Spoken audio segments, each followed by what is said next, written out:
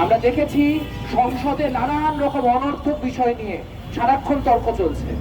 সরকারকে ব্যতিব্যস্ত করার বা সরকারকে কোণঠাসা করার নানান কাজ বিরোধী দল করছে।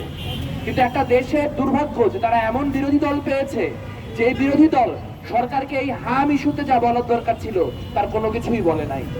ঠিক যেমন করে মার্কিন চুক্তির ইস্যুতে তারা কোনো কথা বলে নাই। অর্থাৎ দেখা যাচ্ছে এখানে মার্কিন চুক্তির বিষয় হোক বা হাম মহামারীর বিষয় হোক, মৌলিক গুরুত্বপূর্ণ বিষয়গুলোতে বাংলাদেশের সরকারি দল এবং বিরোধী দলের ঐক্যমত্য আছে। আর সে ঐক্যমত্য হচ্ছে বাংলাদেশের জনগণের বিরুদ্ধে থাকা ঐক্যমত্য। আজ হামের যে পরিস্থিতি বাংলাদেশে তৈরি হয়েছে তা কোনো অংশে কোনো মহামারীর থেকে কম না।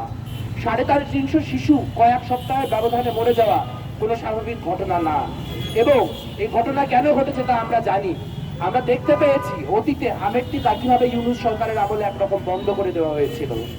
আমরা দেখতে পেয়েছি চিকিৎসাকে বাণিজ্যিকীকরণ করার লক্ষ্যে কিভাবে সাধারণ যে চিকিৎসা সেই চিকিৎসা মানুষের কাছ থেকে কেড়ে নেওয়া হয়েছে। আজ হামে যে মৃত্যুগুলি ঘটছে সেই মৃত্যুগুলির জন্য যে দায়, সেই দায় অবশ্যই ইউনূস সরকারকে নিতে হবে।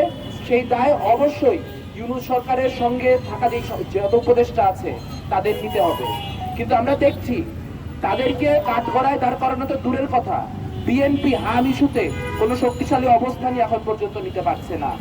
আমরা স্পষ্ট বলতে চাই, একটা মহামারী যদি হইতে থাকে এভাবে করে, তাহলে আসলে একটা সরকারের তাদের ক্ষমতায় বসে থাকার কোনো ধরনের যোগ্যতা থাকে না।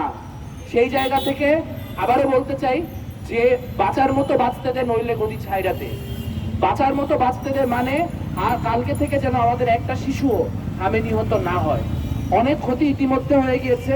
অবিলম্বে সেই সংকটটাকে রাষ্ট্রীয় সংকট হিসেবে আইডেন্টিফাই করতে হবে এবং তার জন্য, তার প্রতিরোধ করার জন্য যা যা করণীয় সেই সকল কাজ করতে হবে। তা না হলে যেরকম করে খুব ভালো পরিণতি ইউনূস রেজিমেরও হয় নাই, তেমন করে বিএনপির পরিণতিও খুব ভালো হবে না। সকলকে ধন্যবাদ।